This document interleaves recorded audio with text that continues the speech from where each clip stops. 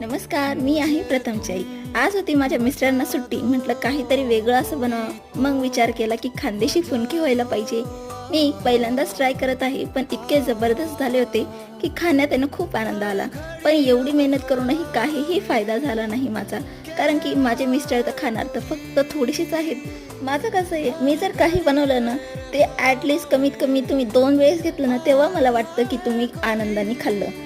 तर तुम्ही एकदाच घ्याल आणि त्याच्यात तुम्ही थोडंसं ठेवून द्याल ना, तर मला असं वाटतं की तुम्हाला हे काही आवडलंच नाही. तर हे कोणीतरी जाऊन माझ्या मिस्टरांना मात्र नक्कीच सांगा. तुम्हाला मी दाखवते देखील अक्षरशः. बघा, मी त्यांच्यासाठी किती प्रेमाने हे ताट सजवत होते आणि जेवण झाल्यानंतरचं ताट देखील बघा तुम्ही. इतकं मला म्हणजे कसं तरी वाटतं की नाही, मी एवढं मेहनतीने बनवते आणि हा माणूस काहीच खात नाही. हे तर सोडा, त्यानंतरचं हे सगळ्यात मोठं दुःख. एवढं काही मेहनत घ्यायची आणि एवढा मोठा पसारा करायचा, रिझल्ट काही भेटायचं नाही. चला तर मग पुन्हा भेटूया मंडळी.